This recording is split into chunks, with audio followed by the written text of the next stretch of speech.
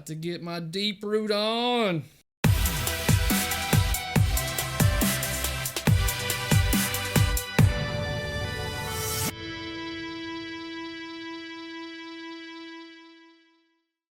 What's up, guys, and welcome back to my channel where I talk and do everything pinball. So if that sounds interesting to you, then hit that subscribe button down below. As I peruse through my channel content, I realized that I don't really have any content from deeproot or pretty much any manufacturer besides Stern. So I'm gonna put a change to that, guys. I want to be able to expand over all manufacturers. Like I say on my beginning of all my videos, is I talk and do everything pinball. So that is not talk and do everything Stern. I want to be able to talk and discuss about everybody. So one of the new things that came out today via TWIP from Jeff Patterson, there was an interview done with Robert Mueller from deeproot Pinball. And the thing is, a lot of people probably are not going to read this because it requires reading. So I thought to myself, what better way to give people the ability to either listen or maybe even watch how this interview unfolded. So my plans are here to basically act out the portion between Jeff Patterson and Robert Mueller. No, I did not memorize this, guys, so therefore you're gonna see me looking down at the printed out interview to basically give you the dialogue. So I'm gonna let you watch this next portion, and afterwards we'll discuss my thoughts. First off, how are things at deeproot Pinball? It is very stressful at times, fun at times, but the last 10 to 20% usually are the hardest. And what all is involved in the last 10 to 20%?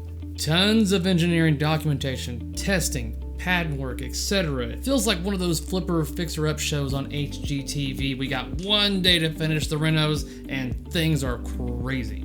You mentioned that the games at Houston Arcade Expo are prototypes and won't have the final art, design, or code. Is this a soft launch for deeproot Pinball? No, this is not a launch at all. I specifically kept the announcement very vague as to not signal a launch. And what type of real-world data will you be collecting? In-house, we have some multi-tier wear and tear rigs as well as an apocalypse rack for electrical boards. But we want to real-world test what happens when moving the machine for distance, harmonic vibration exposure, and pinheads pounding on them for a couple of days. In addition, we want to see how often mechs get hit and with what intensity so we can adjust default settings. What can we expect with the deeproot launch that you mentioned early next year? Are the 5 days of deeproot still in the plan? The 5 days of deeproot will still happen, but maybe not the way I first imagined them to be. We are finishing up an in-house auditorium for the release and making sure that all the engineering can be ready to release for manufacturing. We plan to announce the launch date soon. Are you looking at before or after Texas Pinball Festival? Not launching a TPF last year was a big hit for all of us, but the silver lining was that it was for the best. I don't know if I can go through the suffering of missing another TPF. You mentioned the teaser for your second game will showcase a level of cinematic animations never before seen within pinball. Can you expound on that? We plan to push the boundaries for animation when compared to movies, shows, video games, let alone anything pinball has ever seen before.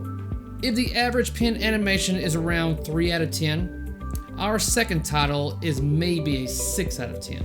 We plan to push quality to 8 to 9 of 10 by middle of next year as our 3 pipelines mature more.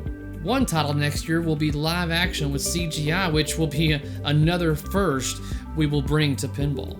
What are your 3 pipelines? Pre-render, live render, and live action. Can you dumb that down for me? What do you mean by live action with CGI? Think most modern movies like Lord of the Rings, Marvel, Star Wars, live action filming the screen, tracking, or rotoscoping special effects.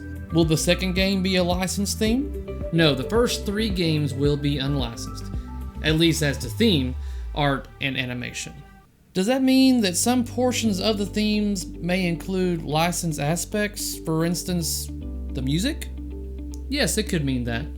I'm confused by your statement when it says other pinball manufacturers interested in licensing the deeproot package of innovations should email sales@deeprootpinball.com.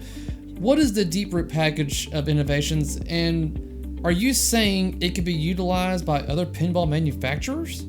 It would take 5 years and tens of millions in capital for other manufacturers to catch up with nearly 200 innovations we are planning at launch, unless they choose to flat out copy what we are doing.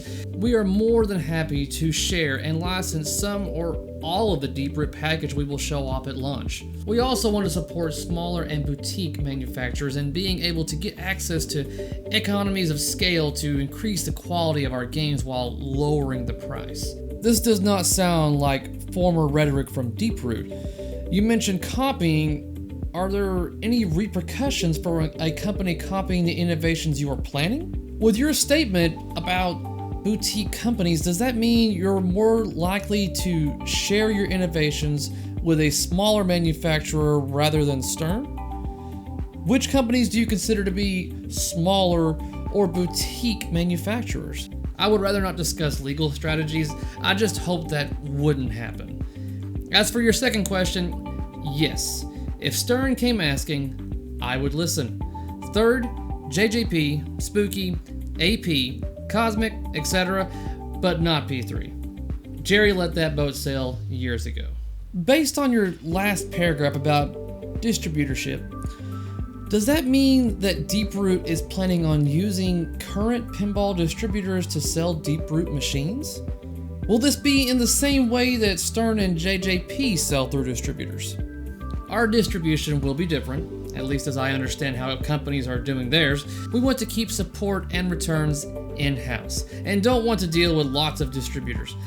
Typically in sales, the majority of receipts are attributable to only 10 to 15% of the distribution channel.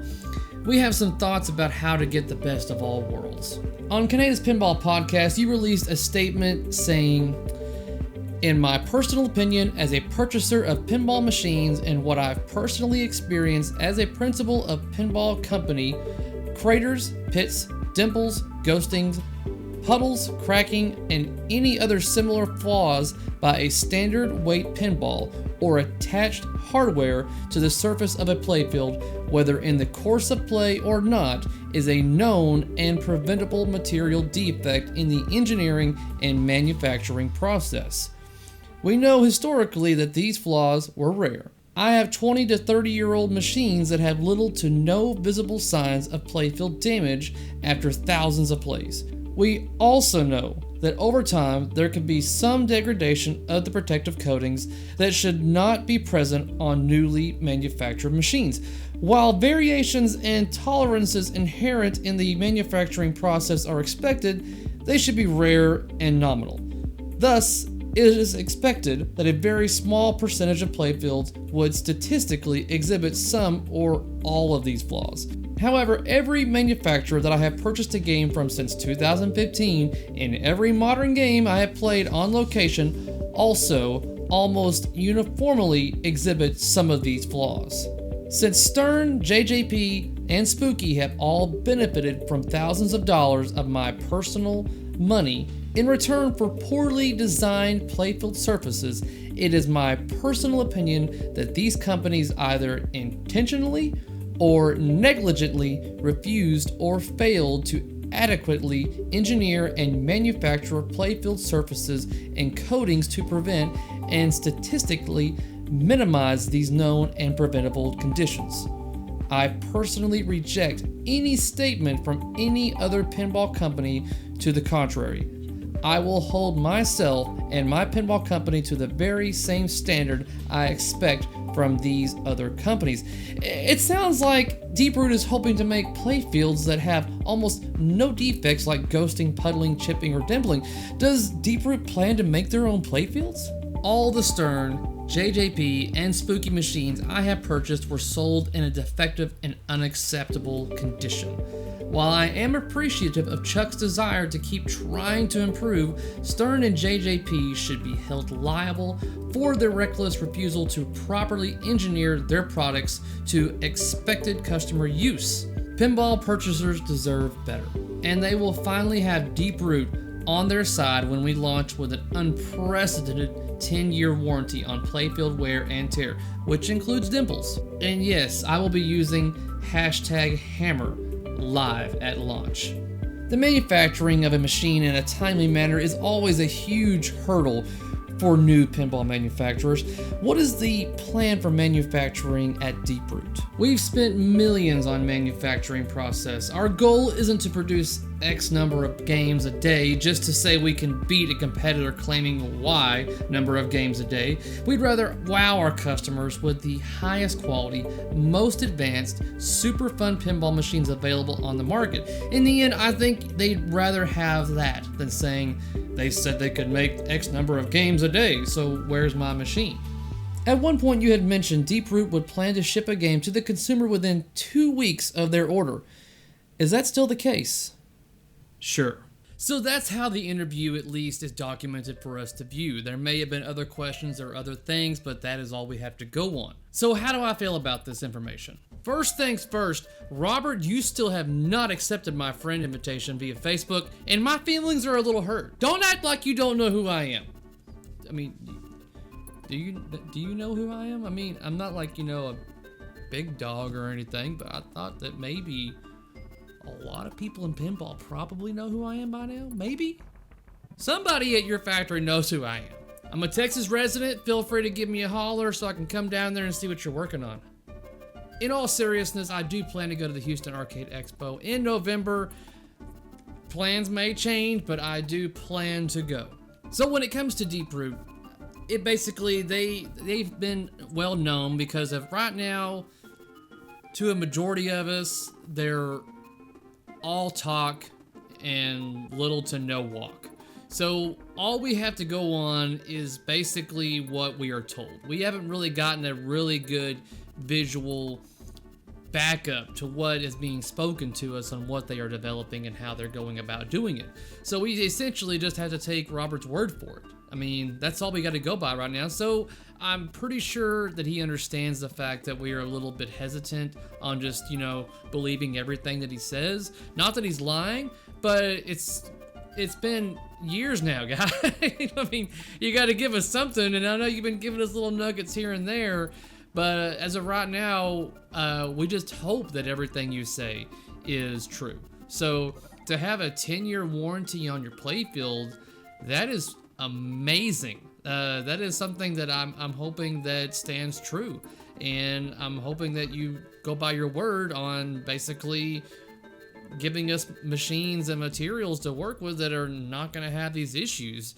I mean, I think that's what basically stands true to a lot of us people out there in the pinball industry, is that we want to have trust in a factory, and I'm thinking that our trust is starting to get a little iffy due to the recent events with multiple manufacturers. So for you to say that you're going to take a hammer to a Playfield, that is that's gonna be something to see, just to see how strong that is. I mean, I'm definitely curious to see how that goes. So when it comes to deeproot, basically for me is that I'm taking everything that's said with a grain of salt. I'm not getting too excited about it, but I hope that everything that is told to us is true, and that I'm hope that they do really well. I want them to be a competitor. I want them to strive this industry into basically an era of actual competition. We need competition in any type of industry, and since we are primarily interested in this, then we want there to be competition. We want manufacturers and companies to fight over our wallet. And what better way to do that than to lower prices by increasing quality? So in a nutshell, how I feel about deeproot is this. We'll see. That's gonna wrap up this video, guys. So what are your thoughts on deeproot pinball and this interview? What do you gather from it? Let me know down in the comments below. And if you've liked what you've seen here, please give me that thumbs up to let me know. And if you haven't already, guys, do not forget to hit that subscribe button down below. That way you can be notified of whenever I upload something for your viewing pleasure. Until next time, guys, peace out.